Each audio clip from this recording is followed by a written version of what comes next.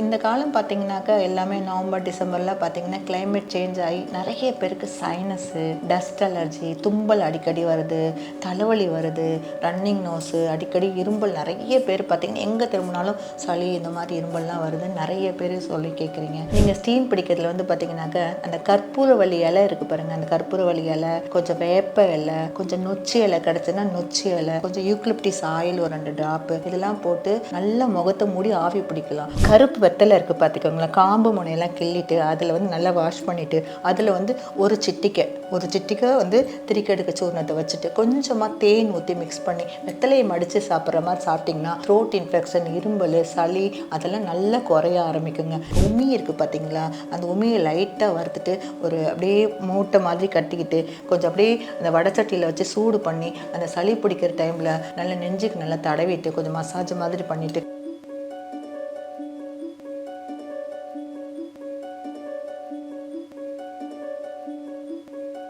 Health கப்பே தமிழ் நேயர்களுக்கு வணக்கம். ஸ்ரீ போகர் ஆரோக்கியாலயிலேருந்து சரவணாம்பிகை. இந்த காலம் பார்த்தீங்கன்னாக்கா எல்லாமே நவம்பர் டிசம்பர்லாம் பார்த்தீங்கன்னா கிளைமேட் சேஞ்ச் ஆகி நிறைய பேருக்கு சைனஸு, டஸ்ட் அலர்ஜி, தும்பல் அடிக்கடி வருது, தலைவலி வருது, ரன்னிங் நோஸு, அடிக்கடி இரும்பல். நிறைய பேர் பார்த்தீங்கன்னா எங்கே திரும்பினாலும் சளி இந்த மாதிரி இரும்பல்லாம் வருதுன்னு நிறைய பேர் சொல்லி கேட்குறீங்க. ஸோ இதெல்லாம் வந்து வரும்போது என்ன பண்ணலாம் வீட்டில் இருந்தே அப்படின்றது நிறைய பேர் கேட்டிருக்கீங்க. அதுக்காக நான் சொல்ல வந்தேன். என்னன்னு கேட்டிங்கனாக்கா, நிறைய இந்த மாதிரி வரும்போது நம்ம காலையில் வந்து ஒரு ஸ்டீம் பிடிக்கலாங்க. நீங்கள் ஸ்டீம் பிடிக்கிறதுல வந்து பார்த்தீங்கன்னாக்கா அந்த கற்பூரவள்ளி இலை இருக்குது பாருங்கள், அந்த கற்பூரவள்ளி இலை, கொஞ்சம் வேப்ப இலை, கொஞ்சம் நொச்சி இலை கிடச்சுன்னா நொச்சி இலை, கொஞ்சம் யூக்லிப்டிஸ் ஆயில் ஒரு 2 ட்ராப்பு இதெல்லாம் போட்டு நல்லா அந்த ஸ்டீம்லேயே வந்து பார்த்தீங்கன்னா அந்த இலைகள்லாம் கொதிக்க வச்சு லைட்டாக கொதிச்சு அந்த இதுலேயே இந்த யூக்லிப்டிஸும் 2 ட்ராப்ஸ் ஊற்றிட்டு கொஞ்சம் மின்ட் இலையும் 2 போட்டுட்டு நல்லா முகத்தை மூடி ஆவி பிடிக்கலாம். நல்லா ஆவி பிடிக்கும் போது பார்த்தீங்கன்னாக்கா இப்போ இந்த குளிர்ச்சி தாக்கத்தினால தானே எல்லாத்துக்கும் காலையில் வந்து சளி பிடிக்குது நிறைய வருது. அந்த ஸ்டீம் பண்ணாலே என்ன ஆகுனா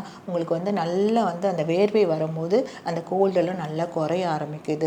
இதெல்லாம் நீங்கள் கொஞ்சம் ஃபாலோ பண்ணலாம். அதே மாதிரி உணவு முறைகள்லாம் பார்த்தீங்கன்னா சூப்பு வகைகள் இந்த மாதிரி குடிக்கலாம், ரொம்ப ரொம்ப நல்லது. தக்காளியில் வந்து பார்த்தீங்கன்னா நல்லா கொதிக்க வச்சு சூப்பு, சின்ன வெங்காயம்லாம் போட்டு தக்காளியை நல்லா கொதிக்க வச்சு ஜீரகம், பெப்பரு, இந்த பெருங்காயம்லாம் போட்டு அந்த மாதிரி வச்சு அந்த சூப் குடிக்கலாம். இதுவும் நல்லா கேட்கும். அதுக்கப்புறம் பார்த்தீங்கன்னாக்கா இந்த ஆரஞ்சு, சாத்துக்குடியெலாம் இருக்கு இல்லைங்களா, அந்த ஜூஸ் எடுத்து அதில் வந்து பார்த்தீங்கன்னாக்கா கொஞ்சமாக வார்ம் வாட்டரில் அந்த ஜூஸ் எப்படி கலக்கணும்னா வார்ம் வாட்டரில் கலந்து கொஞ்சமாக பெப்பர் கலந்துக்கோங்க. பெப்பர் கலந்து கொஞ்சம் ஹனி போட்டு கலந்து ஒவ்வொரு ஸ்பூனாக எடுத்து குடிங்க. நல்ல கோல்டுக்கு, காஃபுக்கு, ட்ரை காஃபுக்குலாம் ரொம்ப நல்லா கேட்கும். இதை நல்லா ஃபாலோ பண்ணலாம். அன்னாச்சி ஜூஸும் இதே போல் எடுத்து நீங்கள் கொஞ்சமாக தேனும் கொஞ்சம் பெப்பர் கலந்து வார்ம் வாட்டரில் கலந்து குடிக்கலாம். இதெல்லாம் வந்து உங்களுக்கு வந்து காஃபுக்கு ரொம்ப நல்லாயிருக்கும். இன்னொன்று காஃபுக்கு ஒரு அற்புதமான ரெமடி பார்த்தீங்கன்னாக்கா 50 கிராம் சுக்கு வாங்கிக்கோங்க, 50 கிராம் மிளகு, 50 கிராம் திப்பிலி. உங்களுக்கு தெரியும் திரிக்கடுகுன்னு கேள்விப்பட்டிருப்பீங்க. சுக்கு, மிளகு, திப்பிலி இந்த 3ஐயும் எடுத்து வச்சு நல்லா வறுத்துக்கோங்க. சுக்கை நல்லா வறுத்துட்டு தோல் நல்லா சீவிக்கணும். அதுக்கப்புறம் திப்பிலியும் மிளகையும் நல்லா வறுத்துக்கோங்க. வறுத்துட்டு நல்லா சுக்கை நல்லா இடிச்சிட்டு அதுக்கப்புறம் மிக்சியில் போட்டு பவுட்ரு பண்ணி கொஞ்சம் ஜெலிச்சு எடுத்துக்கோங்க.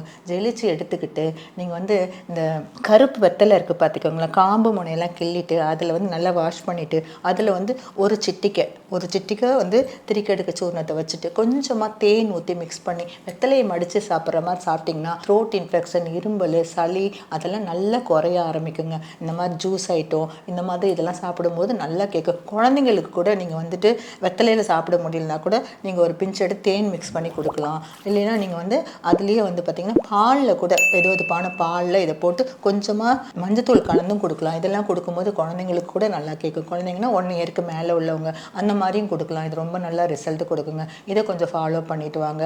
அதே மாதிரி இதெல்லாம் கொடுக்கும்போது ஹீட் ஆகுது அப்படின்னா ஜீரகத்தை கொஞ்சம் வறுத்து அந்த தண்ணியை வந்து வறுத்து போட்டு ஜீரகத்தை வச்சு கொதிக்க வச்சு இதை கொடுத்து 1 மணி நேரம் கழிச்சு கொடுத்தீங்கன்னா அதனுடைய ஹீட்டும் உங்களுக்கு குறைய ஆரம்பிக்கும். ஸோ இதெல்லாம் பார்த்துட்டு பண்ணிட்டு வந்தீங்கன்னா ரொம்ப ரொம்ப நல்லாயிருக்கும். எளிதில் ஜீரணமாகிற உணவு. நிறைய பேருக்கு சளி வந்து பார்த்தீங்கன்னாக்கா குளிர்ச்சினால தான் பிடிக்குதுன்றாங்க. குளிர்ச்சினால மட்டும் இல்லைங்க, நமக்கு வந்து மோஷன் கிளியராக போலினாலும் வாதத்தினாலையும் சளி பிடிக்கும். உங்களுடைய பாடி ஹீட்டானா ஹீட்டினாலையும் சளி பிடிக்கும். அதே மாதிரி குளிர்ச்சினாலையும் சளி பிடிக்கும். அப்போ நீங்கள் வந்து மோஷன் கிளியர் ஆகலனாலும் சளி பிடிக்கும். அப்போ மோஷன் கிளியர் ஆகிற மாதிரி நல்ல நார்ச்சத்து உணவுகள் அந்த மாதிரிலாம் பார்த்துக்கோங்க. நைட்டில் ஹெவி ஃபுட்டாக எடுத்து எடுத்துக்காதீங்க.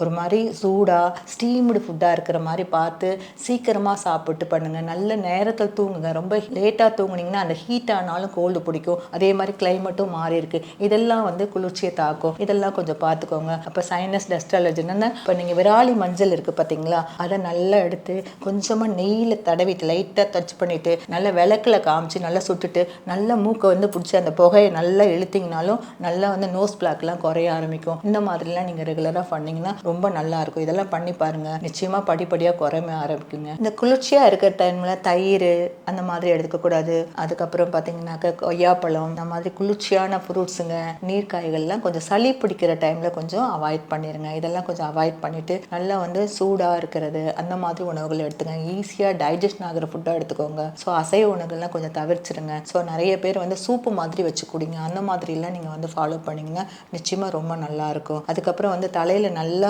ஆவி பிடிங்க. நல்லா ஆவி பிடிக்கிறதா நான் சொல்லிக் கொடுத்த மாதிரி கொஞ்சம் ஆவி பிடிங்க. ரொம்ப நல்ல விஷயங்கள் நல்லா கேட்கும். இதெல்லாம் பண்ணுங்க. அதுக்கப்புறம் இந்த தவிடு இருக்குது, உமி இருக்குது பார்த்தீங்களா, அந்த உமியை லைட்டாக வறுத்துட்டு அப்படியே ஒரு துணியில் ஒரு கிளி மாதிரி மூட்டை மாதிரி கட்டிக்கிட்டு கொஞ்சம் அப்படியே அந்த வடச்சட்டியில் வச்சு சூடு பண்ணி அந்த சளி பிடிக்கிற டைமில் நீங்கள் இந்த விக்ஸோ இல்லைன்னா பார்த்தீங்கன்னா அந்த கற்பூராதி தைலமோ நல்லா கொஞ்சம் தடவிட்டு நல்லா நெஞ்சுக்கு நல்லா தடவிட்டு கொஞ்சம் மசாஜ் மாதிரி பண்ணிவிட்டு அந்த ட்ரையாக ஒத்தனை கொடுத்து பாருங்கள். அப்போ என்னன்னா அந்த சளி கரைஞ்சி அப்புறம் அதுக்கப்புறம் நீங்கள் இந்த ஸ்டீம் பண்ணும்போது நல்லா வெளியாகும். நல்லா காரி நல்லா துப்பலாம். ஸோ இந்த மாதிரி பண்ணிங்களாலும் நிச்சயமாக உங்களுக்கு இந்த ஆரம்ப காலகட்டத்தில் இருக்கிறதெல்லாம் கொஞ்சம் குறைய ஆரம்பிக்கும். இதெல்லாம் ஃபாலோ பண்ணிவிட்டு கொஞ்சம் மெடிசனை எடுத்துகிட்டு ஃபாலோ பண்ணி பாருங்கள். தண்ணி எப்போ குடித்தாலும் கொஞ்சம் சுடுதண்ணி குடிங்க. அது மாதிரி குடிக்க வெதுவெதுப்பான சுடுதண்ணியாக கொஞ்சம் குடிங்க. அதுக்கப்புறம் காலையில் எழுந்திரிச்சு பிஃபோர் ப்ரெஷ்ஷிங் ஆயில் புல்லிங் பண்ணுங்கள். நல்லெண்ணெயில் ஆயில் புல்லிங் பண்ணுங்கள். ரொம்ப நல்லது. அந்த நல்லெண்ணெய் உஷ்ண திரவியம். அதை காலையில் கஃபம் வெளியாகும். அப்போ நல்லா ஆயில் புல்லிங் பண்ணி நல்லா ஒரு 10 நிமிஷம் நல்லா கொப்பளிச்சு நல்லா வாய் கொப்பளிச்சு துப்பிட்டு அதுக்கப்புறம் ப்ரஷ் பண்ணுங்கள். இதெல்லாம் ஃபாலோ பண்ணி பாருங்கள். நிச்சயமாக உங்களுக்கு